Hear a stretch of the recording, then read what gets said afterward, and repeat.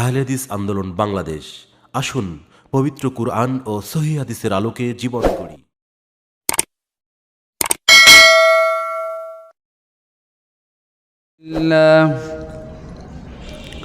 আলহামদুলিল্লাহি রাব্বিল আলামিন والصلاة والسلام على رسوله الأمين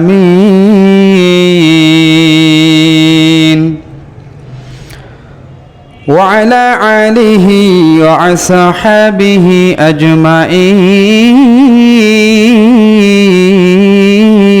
أما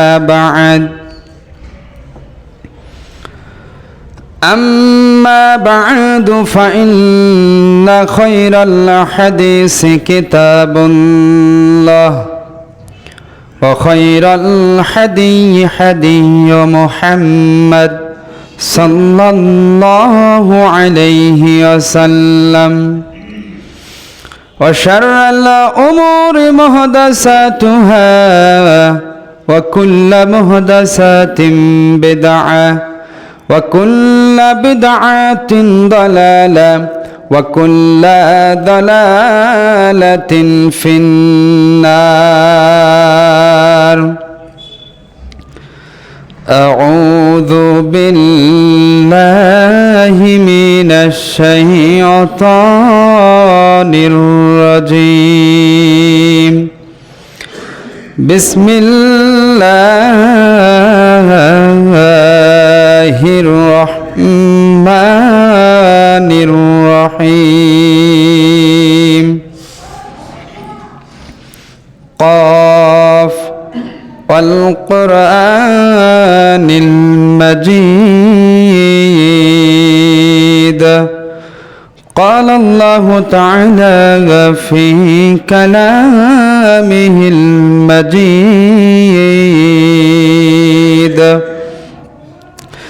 إن الذين آمنوا وعملوا الصالحات لهم جنات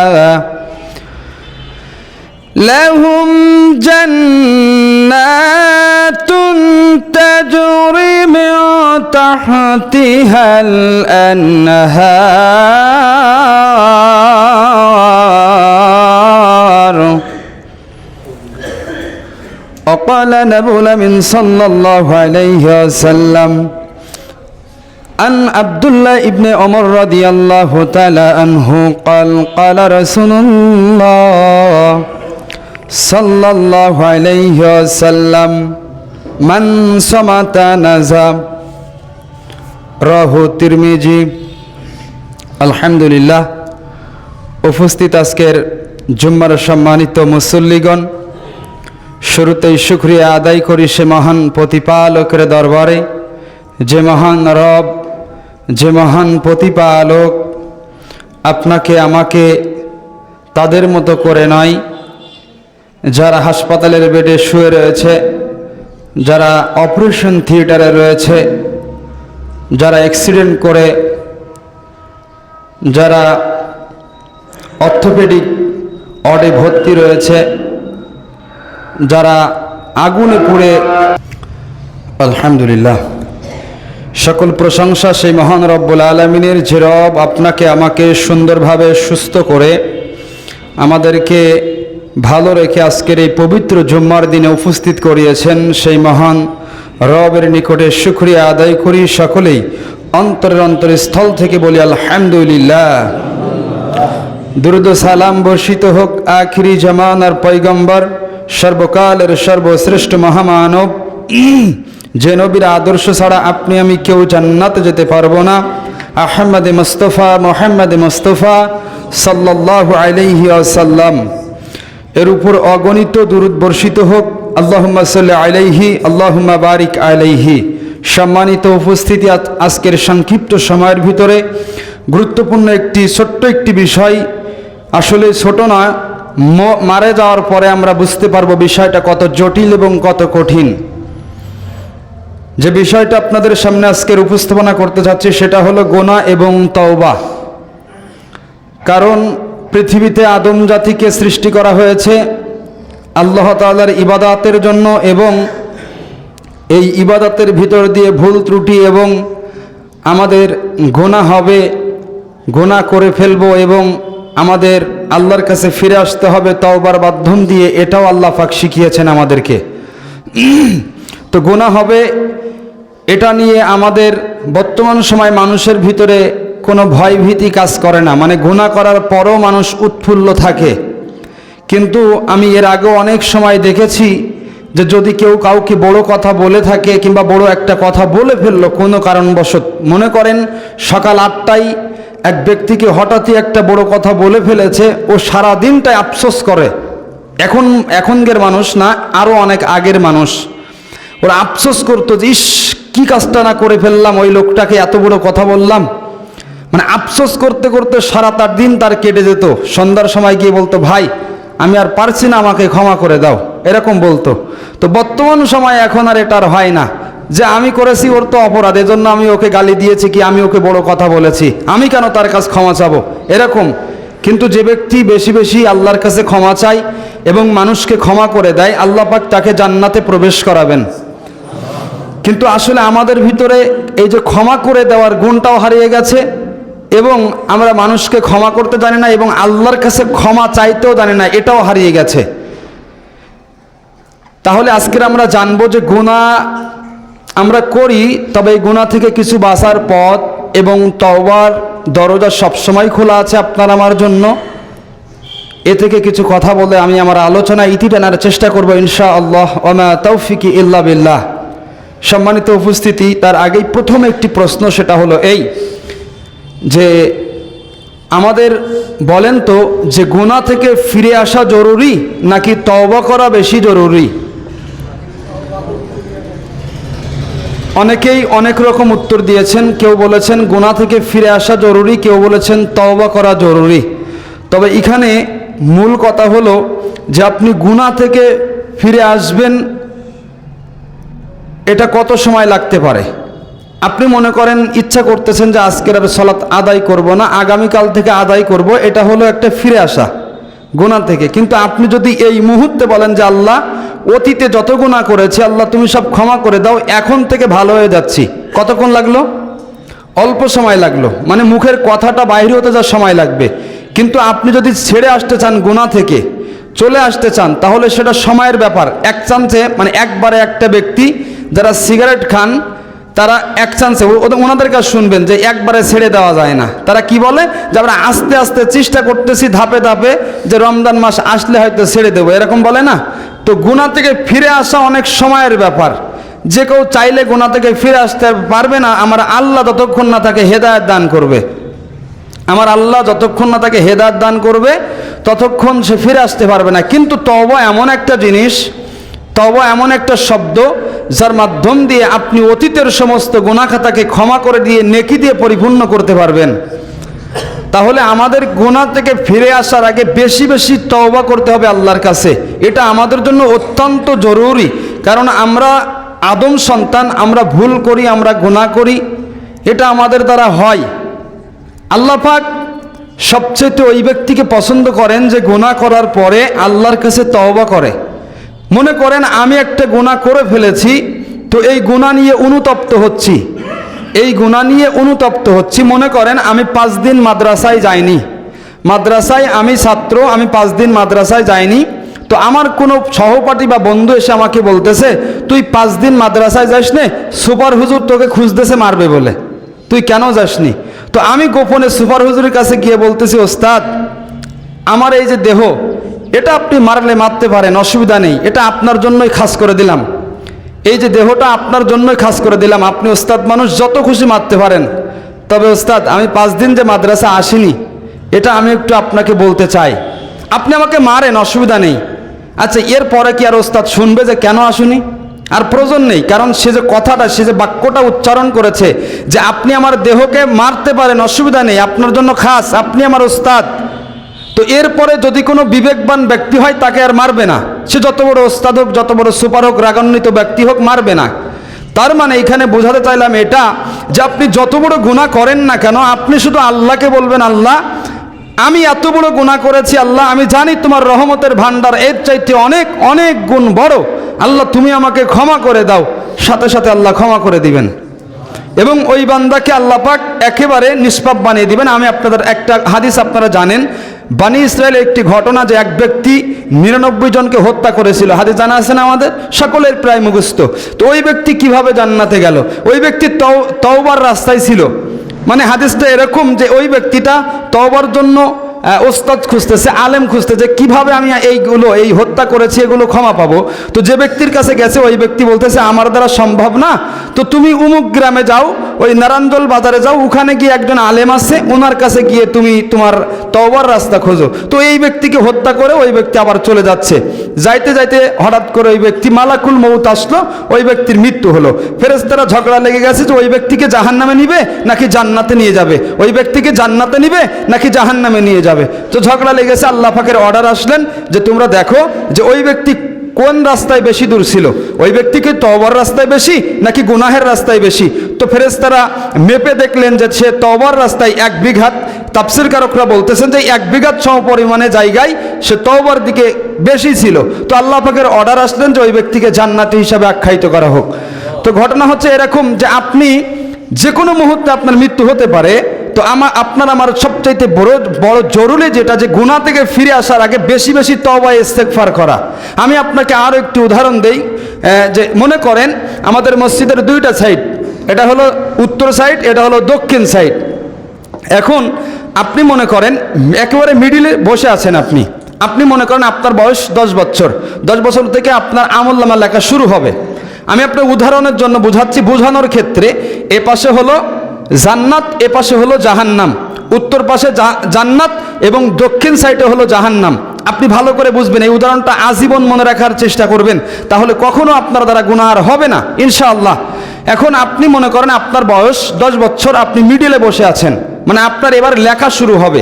এখন 10 বছর একটা বয়স, বাচ্চার বর্তমান সময় গুনাহ করে, মোবাইলে যে পরিমাণে গুনাহ হয় এটা বাচ্চারা করে। তবে আমি উদাহরণস্বরূপ বোঝাচ্ছি, ওই বাচ্চাটা মাদ্রাসায় ভর্তি হলো, এবার সে আল্লাহর পথে চলতেছে, তখন সে এদিকে যাবে, কোন দিকে? জান্নাতের পথের দিকে যাচ্ছে। তো যেতে যেতে হঠাৎ করে তার বন্ধুদের সাথে মিলেমিশে হঠাৎ করে সে গান দেখতে গেল, কিংবা কোনো গানের আড্ডায় গেল, কিংবা সে বিভিন্ন জায়গায় খারাপ কাজে লিপ্ত হলো, সে আবার জাহান্নামের দিকে ঘুরে আসতেছে। কেন? সে গুনাহ করার কারণে। তো ঘুরতে ঘুরতে হঠাৎ করে একজন আলেমের সহবত পেল, সে আলেমের সহবত পেলে আবার ঘুরে আসতেছে, আস্তে আস্তে আবার সে ভালো পথে যাচ্ছে। তো যাইতে যাইতে কি একটা মন চাইলো, মানুষের কিন্তু গতি এরকম হয়, মানুষ মাঝে মধ্যে পরিবর্তন হয় আবার ফিরে যায়, মানুষ মাঝে মধ্যে ভালো হয় আবার খারাপ হয়, মানুষ মাঝে মধ্যে দেখবেন হঠাৎ করে কিছু মুসল্লি আসে যারা কখনোই সালাত আদায় করেনি, কেন? আল্লাহকে পরিবর্তন করেছে তাই এসেছে। আবার দেখবেন কিছুদিন পরে ওই ব্যক্তিকে আর পাওয়া যাবে না, কেন? তার অন্তরটা ঘুরে গেছে, তার অন্তরটা আল্লাহর কাছে নাই, আর যে আল্লাহ পাক তাকে যে হেদায়েত দিয়েছিল হেদায়েতের রাস্তায় আর নাই। তো কি করে? সে আবার আস্তে আস্তে এদিকে চলে যাচ্ছে। তো যাইতে যাইতে আবার কি মন চাইলো, আবার সে গুনার দিকে ধাপিত হতে হতে, কারণ মানুষের বয়সের তারতম্য অনুযায়ী মানুষ পাপ করে, গুনাহ করে, তবে এর ভিতরে ভালো মানুষ থাকে। তো এই ব্যক্তিটা ঘুরতে ঘুরতে পাপের দিকে আবার চলে যাচ্ছে। যাইতে যাইতে হঠাৎ করে আস্তে আস্তে ঠিক এই মিডিলের আগে, মনে করেন এটাই মিডিল, এর আগে এরকম জায়গায় এসে মৃত্যু হয়েছে। আচ্ছা বলেন তো এই ব্যক্তি জান্নাতে যাবে না জাহান্নামে যাবে?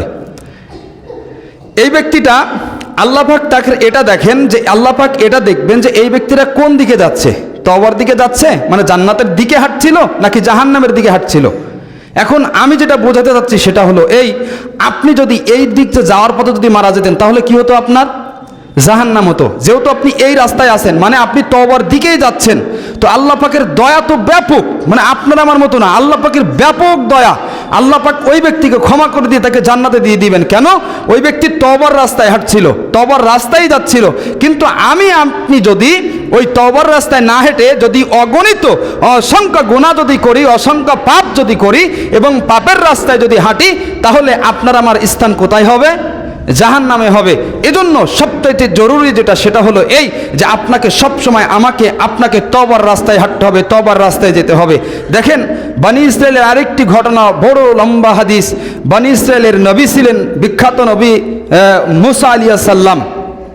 মুসা আলাইহিস সালাম একদিন আল্লাহকে বললেন, আল্লাহ আমার কওমদের ভিতরে সবচাইতে গুনাহগার বান্দাকে আমি তাকে দেখতে চাই।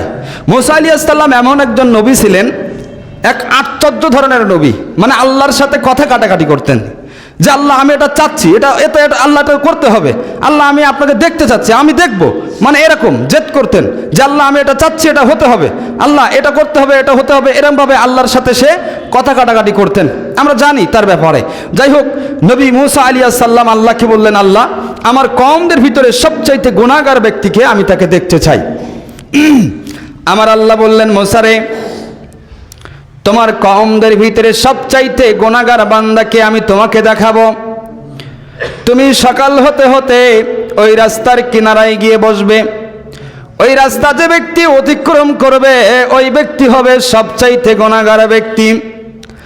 হযরত মুসা আলাইহিস সালাম বসে থাকলেন, বসে রইলেন সেই ব্যক্তির অপেক্ষায়। হঠাৎ করে দেখতে পেলেন একজন ছোট্ট বাচ্চা কাঁধে করে নিয়ে, একজন বাবা তার সন্তানকে কাঁধে করে নিয়ে বনের ভিতরে প্রবেশ করতেছে। হযরতে মুসা আলাইহিস সালামের বুঝতে বাকি রইল না এই ব্যক্তি সবচাইতে পাপী ব্যক্তি। এবার হযরতে মুসা আলাইহিস সালামের অন্তরের ভিতরে যে কাজটা শুরু করলেন, যে আল্লাহকে বললেন, আল্লাহ আমি আমার কওমদের ভিতরে সবচাইতে যে ব্যক্তি নেককার ব্যক্তি, যে ব্যক্তির কোনো গুনাহ নাই, আমি এই ব্যক্তিকে আল্লাহ দেখতে চাই।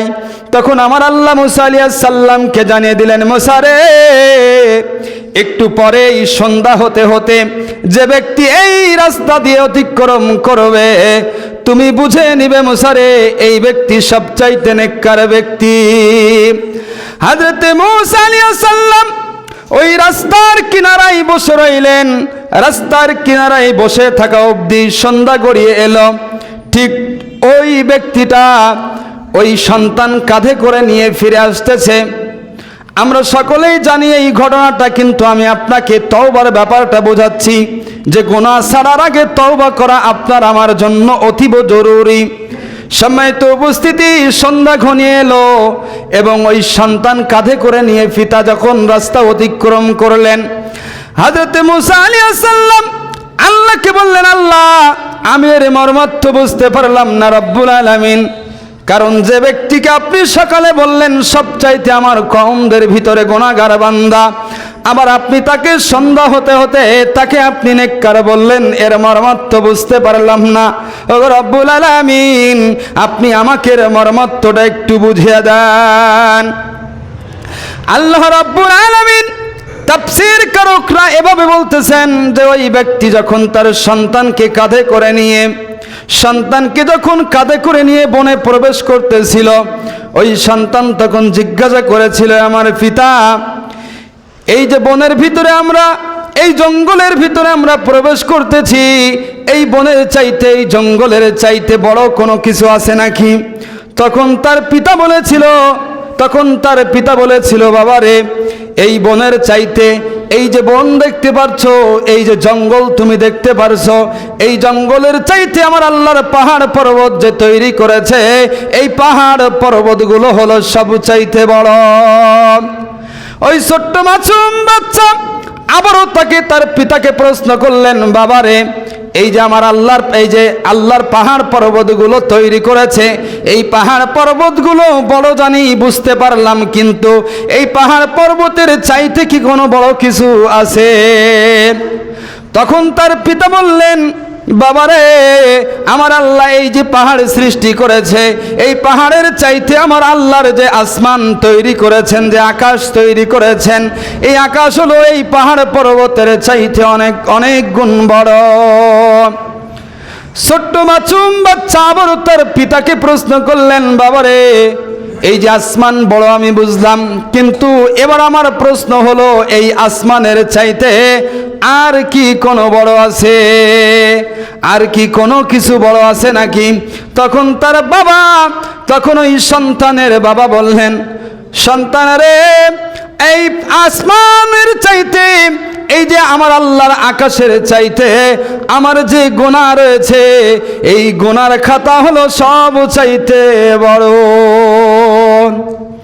সম্মানিত উপস্থিতি, তাফসীর কারকরা এভাবে বলতেছেন যে ওই ব্যক্তি যখন বলে দিলেন যে এই আসমানের চাইতে, এই পাহাড়ের চাইতে, এই জঙ্গলের চাইতে আমার যে গুনাহ রয়েছে, এই গুনার খাতা হলো এর চাইতে অনেক অনেক গুণ বড়। ওই মাসুম বাচ্চা আবারও প্রশ্ন করলেন, বাবারে এবার তুমি বলো তো, তোমার যে গুনাহ রয়েছে এই গুনার চাইতে আর কি কোনো বড় কিছু আছে নাকি?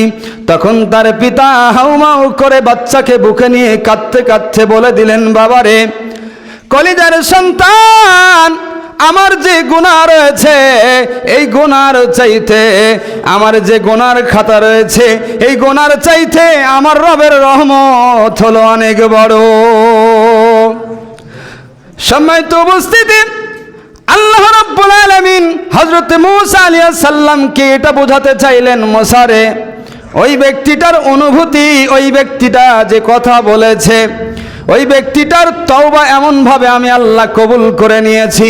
ওই ব্যক্তিটা, ওই পাপী ব্যক্তিটা যেভাবে তওবা করেছে, ওই ব্যক্তির গুনাহটাকে সে এমনভাবে বড়ভাবে দেখেছে যেটা আমার রহমতের চাইতে অনেক কম ভাবে দেখেছে। আমি আল্লাহর তওবা এত সুন্দর করে পছন্দ করে নিয়েছি, আমি আল্লাহ তার তওবাকে এত সুন্দরভাবে গ্রহণ করেছি। হে মূসা রে, তুমি শুনে রাখো, আমি ওই ব্যক্তিকে ক্ষমা করে দিয়ে একেবারে নতুন জীবন দিয়ে দিয়েছি। সম্মানিত উপস্থিতি, তাহলে আমার আল্লাহ তওবাকে অনেক পছন্দ করেন। বান্দা গুনাহ করবে, বান্দা পাপ করবে, দুনিয়াতে কত পাপ আছে আমাদের হয়তোবা সব জানা নাই, কিন্তু আমাদের দ্বারা অনেকগুলো পাপ হয়। পৃথিবীতে অনেক পাপের ধরন রয়েছে। আমার আল্লাহ এই পাপ কাজ যদি কোনো বান্দা করে ফেলে কিংবা বুঝতে পারে যে পাপ কাজ হয়ে গিয়েছে আমার দ্বারা, আর ওই বান্দা যদি আল্লাহর কাছে তওবা করে সাথে সাথে এবং ফিরে আসে এবং আল্লাহকে বলে, আল্লাহ এই পাপ কাজ করে ফেলেছি আর করব না, ওয়াদা দিলাম আর এই পথে যাব না, আমার আল্লাহ বলেন, বান্দারে তোকে আমি ক্ষমা করে দিলাম। এবং বান্দা যদি বলে, আল্লাহ আমার পাপের বোঝা তো অনেকগুলো হয়ে গেছে, আমার পাপের কোনো হিসাব নাই, এত এত পাপ করে ফেলেছি, আল্লাহ আল্লাহ এই পাপ কি সব ক্ষমা হবে? আমার আল্লাহ বলে দিবেন সাথে সাথে, বান্দারে তুমি ক্ষমা চাইতে দেরি হবে, তুমি ক্ষমা চাইতে দেরি হবে, কিন্তু আমি আল্লাহ তোমাকে ক্ষমা করতে দেরি হবে না। সম্মানিত উপস্থিতি, তাহলে দুনিয়ার বুকে আপনার আমার গুনাহ হবে, এটা স্বাভাবিক বিষয়, গুনাহ আমরা করব, এটা স্বাভাবিক বিষয়। আদম সন্তান হিসাবে গুনাহ হবে, কিন্তু যারা তওবা করবে না, কিন্তু যারা আল্লাহর কাছে ক্ষমা ভিক্ষা চাইবে না, তারা কখনোই ক্ষমা পাবে না এবং তাদের স্থান হবে জাহান্নামের ভিতরে। আল্লাহর কাছে আল্লাহ রাব্বুল আলামিন কোরআনুল কারীমের ভিতরে বলতেছেন, আল্লাহর কাছে ওই বান্দা সব চাইতে, ওই আদম সন্তান সব চাইতে প্রিয়, যে আদম সন্তান গুনাহ করলো এবং আল্লাহর কাছে সাথে সাথে তওবা চাইলো। আমি আরো একটি হাদিস আপনাদেরকে শোনাই, বুখারীর হাদিস। আল্লাহর নবী কয়, সাহাবীরা রে শোনো, আল্লাহ রাব্বুল আলামিন এমন এক ব্যক্তির দোয়া পছন্দ করেছিল, এমন এক ব্যক্তিকে ক্ষমা করেছিল। আল্লাহ পাক তওবাকে এত সুন্দরভাবে পছন্দ করেন, মানে যদি কোনো বান্দা আল্লাহর কাছে তওবা করে এত পছন্দ করেন, এতটাই পছন্দ করেন। আল্লাহর নবী সাহাবীদেরকে নিয়ে বসে আছেন এবং এক ব্যক্তির কথা বলতেছেন। এক ব্যক্তি তার বাহন নিয়ে এবং খাদ্য নিয়ে দূরে সফরে বাইর হয়েছে। চলতে চলতে ওই ব্যক্তি ক্লান্ত হয়ে গেছে, ওই তার বাহন এবং তার খাদ্যটা তার বাহনের উপরে ছিল। চলতে চলতে বহু পথ চলে গেল, বহু পথ যাওয়ার পরে ওই ব্যক্তি ক্লান্ত হয়ে গেল, ক্লান্ত হয়ে একটু বিশ্রাম নিচ্ছিল, হঠাৎ করে চোখে নিদ্রা চলে আসলো, ঘুমিয়ে গেল। ঘুম থেকে উঠে দেখে তার বাহন নাই, তার খাদ্য নাই। আল্লাহর নবী বলেন, আমার সাহাবীরা রে শোনো, ওই ব্যক্তি তখন তার খাদ্য নাই, তার পানীয় নাই, তার বস্ত্র নাই। ওই ব্যক্তি এমন একটা পজিশনে আছে, ওই ব্যক্তির মৃত্যু ছাড়া, মৃত্যুর প্রহর গোনা ছাড়া আর কোনো রাস্তা নাই। আল্লাহর নবী বলেন, ওই ব্যক্তি এটা চিন্তা করতে করতে ওখানে বসে বসে চিন্তা করতে লাগলো আর মৃত্যুর প্রহর গুনতে লাগলো। কারণ ওই ব্যক্তি যদি সামনের দিকেও যায় তবুও তার মৃত্যু, আর পিছনের দিকে যদি আসে তবুও তার মৃত্যু হবে, কারণ তার খাদ্য নাই, তার পানি নাই, তার বাহন নাই। ওই ব্যক্তি এটা চিন্তা করতে করতে আবারও ঘুমিয়ে গেল। ঘুমিয়ে যাওয়ার পরে হঠাৎ করে ঘুম থেকে জাগ্রত হয়ে দেখলো তার বাহন ফিরে এসেছে। ওই ব্যক্তি এতটাই আনন্দমুক্ত হয়েছিল, ওই ব্যক্তি এতটাই আনন্দ পেয়েছিল, কারণ একজন ক্যান্সার রোগীকে যদি বলেন যে ভাই আপনার যে ভিটি বাড়ির জমি আছে 5 কাঠা কি 10 কাঠা, এই 10 কাঠা জমি আপনি আল্লাহর রাস্তায় দান করবেন, আমার আল্লাহ আপনাকে এই ক্যান্সার রোগ ভালো করে দিবে। ওই ব্যক্তি দেখবেন জমি সম্পদের কোনো মায়া থাকবে না, ওই ব্যক্তির থাকবে তার জানের মায়া। সম্মানিত উপস্থিতি, ওই ঠিক ওই সাহাবাই কেরাম আল্লাহর নবী বলতেছেন সাহাবীরা রে, ওই ব্যক্তি এতটাই আনন্দ এতটাই খুশি হয়ে গিয়েছিল, ওই আনন্দ মুহূর্তে এতটাই খুশির মুহূর্তে আল্লাহকে বলে ফেলেছিল, আল্লাহ আমি তোমার রব, তুমি আমার বান্দা।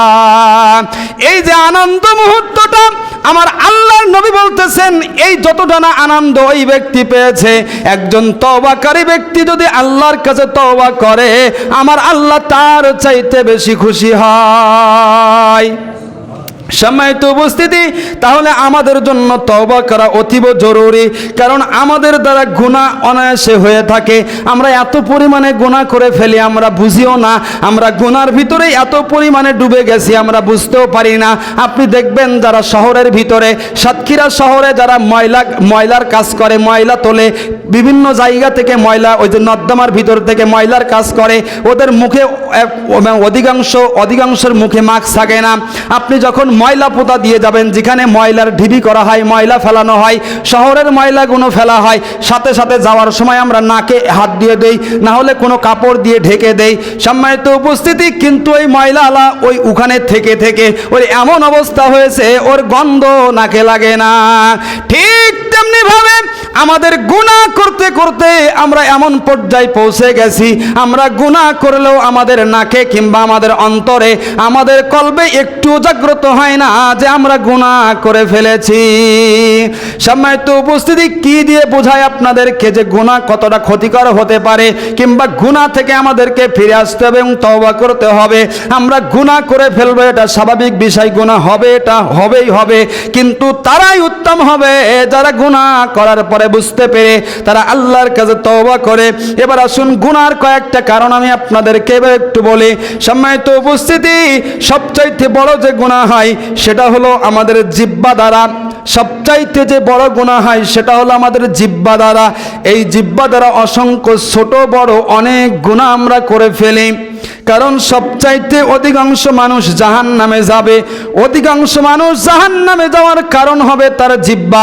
অথচ আল্লাহর নবী বলেছেন হাদিসের ভিতরে, আল্লাহর নবী হাদিসের ভিতরে বলেছেন সাহাবাই কেরাম রাদিয়াল্লাহু তাআলা আনহুদেরকে, ও আমার সাহাবীরা রে, তোমরা শোনো, যদি কোনো বান্দা এই জিহ্বার হিফাজত করতে পারে, যদি কোনো বান্দা, যদি কোনো উম্মত এই জিহ্বার হিফাজত করতে পারে, আমি নবী তার জান্নাতের জিম্মেদারি হব। তাহলে একেবারে সহজ জিনিস নয় এই জিহ্বাটা। এই জিহ্বা দিয়ে অগণিত অসংখ্য পাপ আমাদের হয়ে থাকবে। এই অসংখ্য পাপ আমাদের হবে। তার প্রথম নাম্বারে যে পাপটা হবে সেটা হলো মিথ্যা কথা বলা। আজকের অধিকাংশ মানুষ মিথ্যা কথা বলে, মানুষ হাসির ছলে মিথ্যা কথা বলে, মানুষ হাসির ছলে মানুষকে মজা করার জন্য মিথ্যা কথা বলে। কিন্তু হাদিসের ভিতরে সুনানে আবু দাউদের 4990 নম্বর হাদিসের ভিতরে আল্লাহর নবী বলেন, আমার সাহাবীরা রে শোনো, ধ্বংস হোক তার জন্য, ধ্বংস তার জন্য, ধ্বংস তার জন্য। আল্লাহর নবী 3 বার বললেন যে ধ্বংস তার জন্য যে ব্যক্তি মানুষকে হাসানোর ছলেও যে ব্যক্তি মিথ্যা কথা বলে। আমরা অনায়াসে মানুষকে মিথ্যা কথা বলি, মানুষকে মিথ্যা কথা বলে বিভিন্ন জায়গায় নিয়ে যাই, মানুষকে মিথ্যা বলে মিথ্যার প্রতিশ্রুতি দেই। অথচ আমরা এত পরিমাণে এই জিহ্বা দিয়ে মিথ্যা কথা বলি।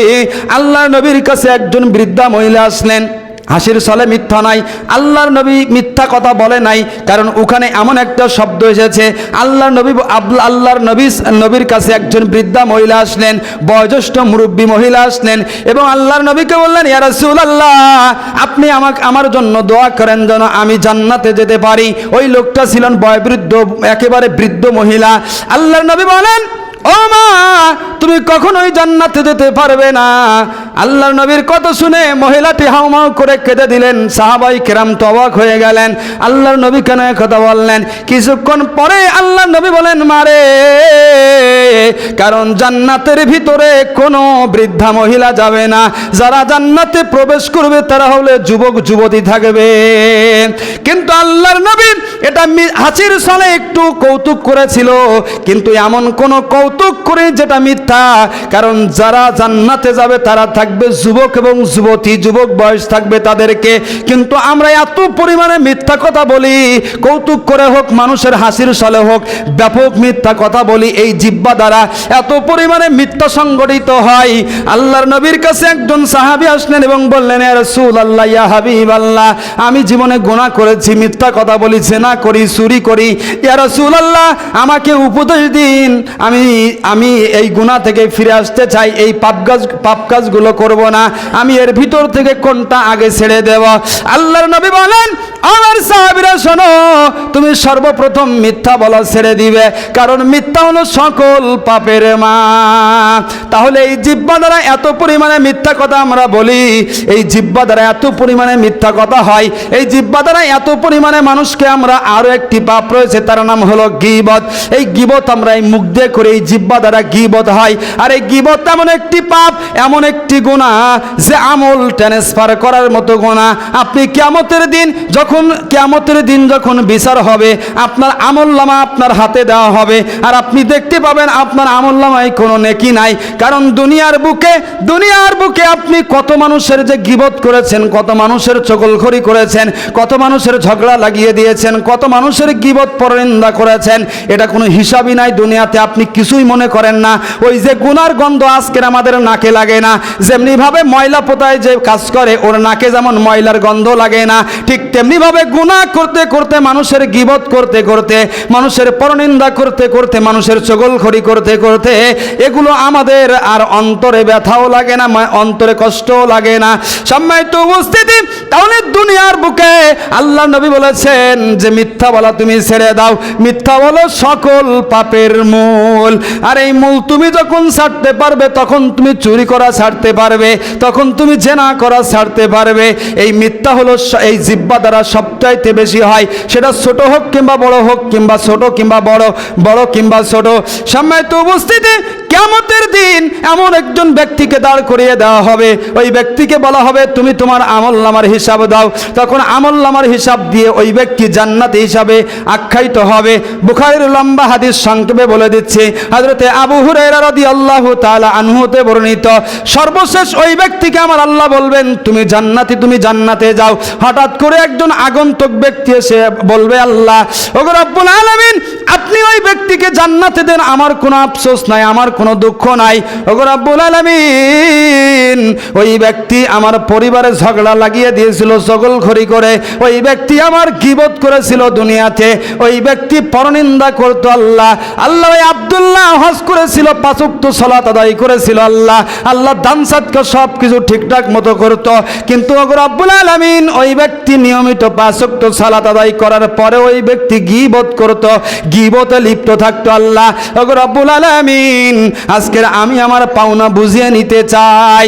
তখন আমার আল্লাহ নির্দেশ দিবেন, ফেরেশতারে ওই ব্যক্তির আমলনামায় দেখো কি আমল আছে নাকি। তখন দেখবেন কোনো আমল থাকবে না, কারণ এর আগে আরো ঘটনা রয়েছে, সংক্ষেপে বলে দিলাম। এবার আমার আল্লাহ বলবেন, দেখো যে ব্যক্তি উপস্থিত হয়েছে, এই ব্যক্তির পাপের খাতা এই আব্দুল্লাহর আমলের খাতায় দিয়ে দাও। আল্লাহর নবী বলেন, ও আমার সাহাবীরা রে শোনো, ওই আব্দুল্লাহকে তখন টানতে টানতে, তখন জাহান্নামের ফেরেশতারা টানতে টানতে ওই আব্দুল্লাহকে জাহান্নামে নিক্ষেপ করে দিবে, শুধুমাত্র গীবত করার কারণে।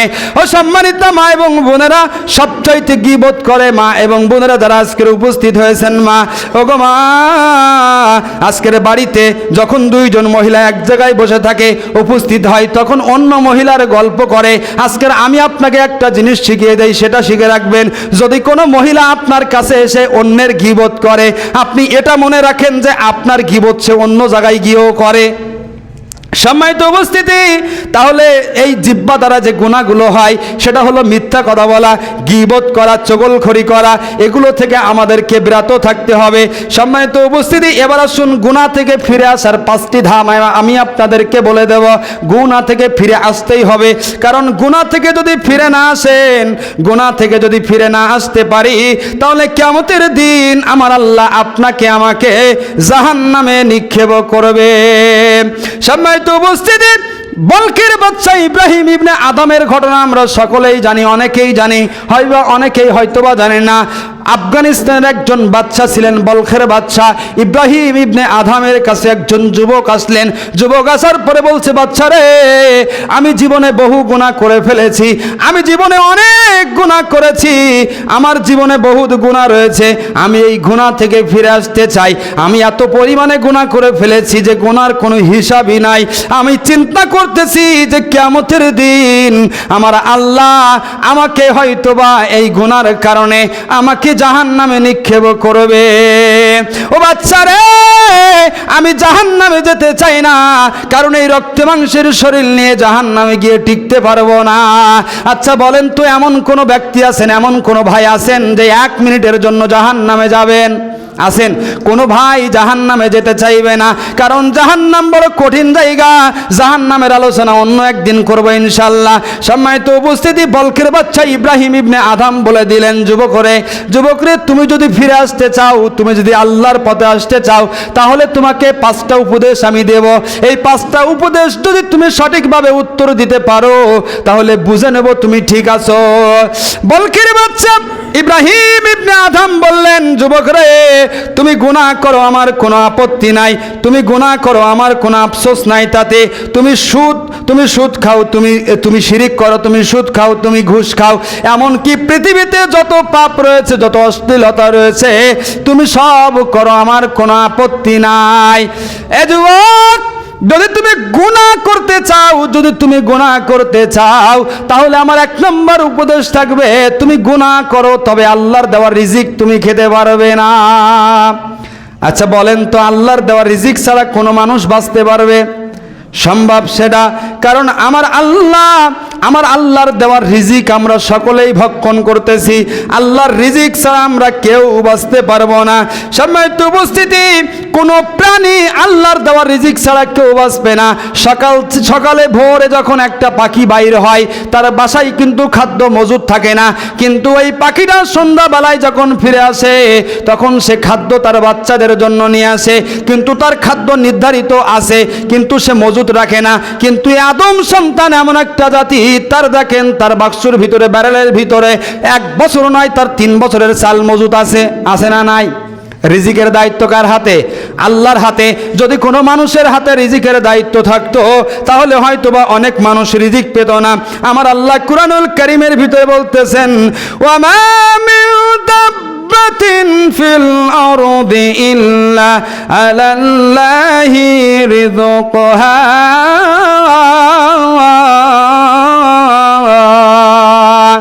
আল্লাহ রাব্বুল আলামিন কুরআনুল কারীম সূরা হুদ 6 নম্বর আয়াতের ভিতরে বলতেছেন, ভূপৃষ্ঠে যত মানুষ রয়েছে, শুধু মানুষ নয়, যত প্রাণী আমার আল্লাহ সৃষ্টি করেছেন, সকলের জীবিকার দায়িত্ব আমার আল্লাহর হাতে। সম্মানিত উপস্থিতি, আমার আল্লাহ পরীক্ষা করেন মানুষের সম্পদ দিয়ে, কাউকে সম্পদ না দিয়ে, যে সে সম্পদ সে কি করবে। এই সম্পদ সে আল্লাহর রাস্তায় ব্যয় করবে না, ধ্বংস করে দিবে। সম্মানিত উপস্থিতি, তাহলে বলকের বাচ্চা ইব্রাহিম ইবনে আদম বললেন, বিস্তারিত বলতে গেলে সময় চলে যাবে, হাতে আর 3 মিনিট সময় রয়েছে, হয়তোবা শেষ করতে পারবো না। বলকের বাচ্চা ইব্রাহিম ইবনে আদম বললেন, যুবকরে, তুমি যদি গুনাহ করতে চাও, গুনাহ করতে পারো, কিন্তু তুমি আল্লাহর দেওয়া রিজিক ভক্ষণ করতে পারবে না। যুবক বললেন, বাচ্চারে, এটা কখনোই সম্ভব না, কারণ আল্লাহর দেওয়া রিজিক ছাড়া এই দুনিয়াতে কোনো খাদ্য পাওয়া যাবে না। তখন বাচ্চা বললেন, যুবকরে, তুমি কেন তাহলে আল্লাহর সাথে নাফরমানি করলে? তুমি কেন আল্লাহর সাথে নাফরমানি করে তুমি গুনার খাতায় জড়িয়ে গেলে? এবার যুবক বললেন, বাচ্চারে 2 নম্বর কারণ জানিয়ে দেন। তখন ইব্রাহিম ইবনে আদম বললেন, যুবকরে, ও যুবক, তুমি 2 নাম্বার কারণ শুনে নাও, 2 নাম্বার উপদেশ, তুমি গুনাহ করো আমার কোনো আপত্তি নাই, তুমি পিতামাতার অবাধ্য হও আমার কোনো আপত্তি নাই, তুমি নেশাদার দ্রব্য পান করো আমার কোনো আপত্তি নাই, তুমি জেনা করো, ব্যভিচারী করো, অশ্লীলতা তৈরি করো আমার কোনো আপত্তি নাই, কিন্তু তুমি এমন জায়গায় গিয়ে গুনাহ করবে, তুমি এমন স্থানে গিয়ে গুনাহ করবে যে জমিনটা আমার আল্লাহর না। আচ্ছা বলেন তো, আল্লাহর জমিন ছাড়া আর কারোর জমিন আছে দুনিয়াতে? এই বাজদা এলাকার জমিন যা আছে কার? হয়তো দলিলে আপনার নামে, কিন্তু আপনি মারা গেলে পরিবর্তন হবে কি হবে না? কেউ ধরে রাখার কারোর ক্ষমতা নাই।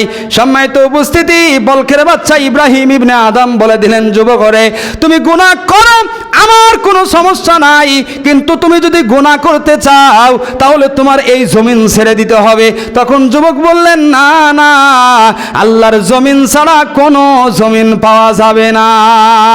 সম্মানিত উপস্থিতি, এই জমিনে দাঁড়িয়ে আমরা এত পরিমাণে নাফরমানি করতেছি, এত পরিমাণে গুনাহ করতেছি, এত পরিমাণে আল্লাহর অবাধ্যতা করতেছি যে আল্লাহ আমাদের পাকড়াও করতে পারেন, কিন্তু আল্লাহ পাক আপনাকে ধরে ধরে কিন্তু ধরে না। আবার আমার আল্লাহ যদি আপনাকে ধরে তাহলে কিন্তু ছাড়বে না। এলাকায় দেখবেন অনেক মানুষ বাড়িতে মাইন্দার রাখে, আমরা মাইন্দার বলি, এই মাইন্দার রাখে, এই মাইন্দারকে যদি একটু ওই বাড়ি আলা যদি একটু ধমক দেয়, বড় কথা বলে, বা এটা বাদ দিলাম এই সাইড, মনে করেন ওই মাইন্দার যদি ওই বাড়িওয়ালার সাথে মনে করেন ধমক দেয়, বলেন তো মাইন্দারকে কি রাখবে? রাখবে না। কিংবা ও যদি এর অবাধ্য চলে রাখবে না, বলবে তুই আমার বাড়ি থেকে আনতে হাট, তোর আর দরকার নাই। কিন্তু আমরা আমার আল্লাহকে এতটা অবাধ্য হয়েছি, আমার আল্লাহ কিন্তু একবারও বলে নাই যে তুই বাংলাদেশ ছেড়ে ইন্ডিয়ায় যা, কিংবা তুই পাকিস্তান থেকে সৌদি আরব যা, বলে নাই। আপনি আপনার বাড়িতে আছেন, আপনার বাড়িতে খাচ্ছেন, আপনার স্ত্রী সন্তানদের সাথে খাচ্ছেন, আমার আল্লাহ একবারের জন্য আপনাকে নির্দেশ দেয় নাই, কারণ আপনি একদিন না একদিন ফিরে আসবেন। আল্লাহ তো চাচ্ছে যে আমার বান্দা আমার দিকে ফিরে আসুক, তওবা করে ফিরে আসুক। সম্মানিত উপস্থিতি, আর সময় নাই বলতে গেলে, সময় চলে গেছে 1 মিনিট। যাই হোক, অন্য কোনো দিন ইনশাআল্লাহ আলোচনা করার চেষ্টা করব যে আমরা গুনাহ থেকে ফিরে আসবো ইনশাআল্লাহ। আল্লাহ পাক আমাদের গুনাহ থেকে ফিরে আসার তৌফিক দান করুক বলি আল্লাহুম্মা আমিন। ওয়া আখিরি দাওয়ানা আলহামদুলিল্লাহি রাব্বিল আলামিন। সুবহানাকা আল্লাহুম্মা ওয়া বিহামদিকা আশহাদু আল্লা ইলাহা ইল্লা আনতা আস্তাগফিরুকা ওয়া আতুবু ইলাইক।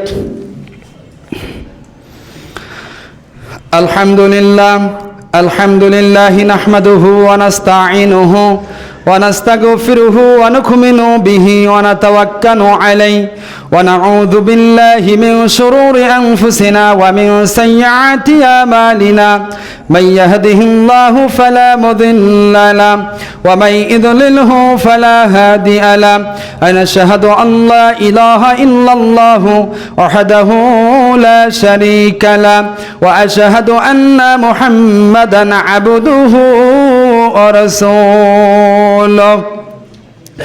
الذي أرسله بالحق بشيرا ونذيرا وداعيا إلى الله بإذنه وسراجا منيرا أعوذ بالله من الشيطان الرجيم بسم الله الرحمن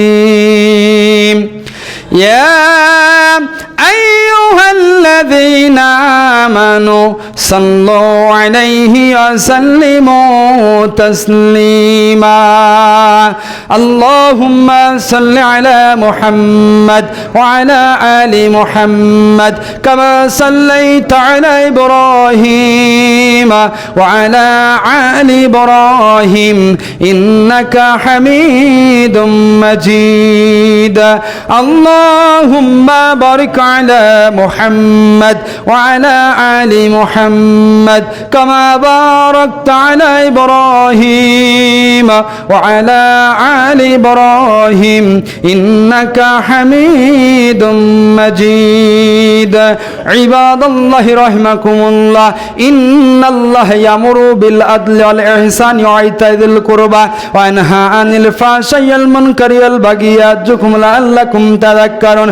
ربنا آتنا في الدنيا حسنة وفي الآخرة حسنة وقنا عذاب النار ربنا ظلمنا أنفسنا وإن لم تغفر لنا وترحمنا لنكونن من الخاسرين اللهم اجز حاجاتنا واشفاهاتنا واستر عوراتنا وكفى بك مجيبا كريما عليما خبيرا